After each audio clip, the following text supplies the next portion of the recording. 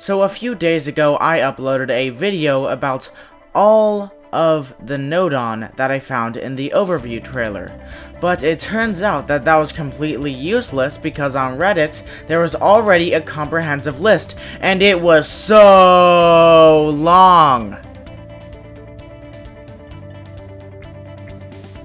This little guy starts the game. I do not know why they didn't show this to us in any of the trailers. It is quite important. So you know how the joystick Nodon can make things happen in the game based on what way the joystick is facing? Well, this does that, but better. We now have confirmation that we will be able to interact with the game screen. This one triggers an output based on where the screen was touched. And this one does the same thing, except it doesn't really care where the screen was touched. This picks up acceleration on the joystick. Now we have a Nodon that can physically detect what way the controller is facing. The entire controller. So, good news, now we can make a game where you physically have to have your controller upside down to play it. Have you ever wanted to make a game that relies on the right Joy-Con's IR camera? Yeah, I didn't even know that it had a camera. And that is it for the red Nodon. Oh yeah, I forgot to mention, every Nodon has a color affiliated with it because of what it does, so that it fits into a category with other Nodon of that color. Time to move on to the green Nodon, which are all based off of math and logic. Multiply your starting value by -1. Okay, you know what, let's just breeze through all these math ones. Absolute value, square root, random. So yeah, now we can pray to RNGesus in Game Builder Garage games. Honestly, I don't even know for this one. It takes an angle and turns it into an X and Y position. Turns an X and Y position into an angle.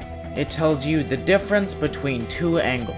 Okay, this one needs some explaining. So the way that we will connect Nodon to make our own games in Game Builder Garage is by using wires and connecting them and making complicated webs of circuits and stuff. And this Nodon allows us to do the same thing, but without the actual wires. So it's very helpful when two things need to connect, but they're on the opposite side of the game world. So yeah, very useful. And this will receive those messages. The comment Nodon is a very, very weird one. It allows us to write messages in our code that don't even affect our code. Like, we literally write them down with a keyboard on the Switch. So, I don't know if this means that other people will be able to look at our code, or maybe it just serves as a reminder to ourselves for how the code works, but you know what? Either way, it's not that useful if I'm being completely honest, or at least I don't think it is, because this could have some magical ability that we don't know about yet, so we'll just have to wait and see. And now we are on to the blue Nodon. And these react to what the player is actually doing in the game. So if we cross a finish line, then these are the Nodon that are going to detect that.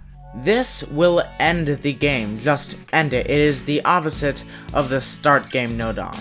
I think this is one of the coolest Nodon that we have seen so far. It stops time, it stops the movement of all objects, and it'll be really, really cool if we can trigger that with the press of a button. This is known as Game Switch, so we don't know if it brings you to another level in the same game, or brings you to an entirely different game.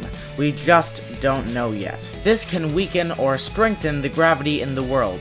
Can we get rid of it altogether? We don't know yet. We can make the controller rumble. And finally, the last kind of Nodon, the orange Nodon. These are physical objects in the game world. These objects can get bigger and smaller as the game goes on, and this can be triggered by things the player does, or just by things in the world. So do you remember those racing games in both of the trailers? Well, this is what allows us to control them. Creating projectiles is possible with this Nodon, and it can be attached to the player with the press of a button. I'm combining all the camera Nodon into one here. We can gaze at a location, we can make the camera move directions, we can make the camera change positions, and we can change the FOV of the camera. We make our own art with this. We can put our own text on this object, and I know a certain B-movie script that will definitely be put on this. Destroys other objects. Go in, go out. An object that spins. It's just a rope? We can connect to objects. Now the icon does not give this away, but this is what allows us to make magnets. And finally, if something attached to this Nodon breaks, then it will give out an output. I'm done.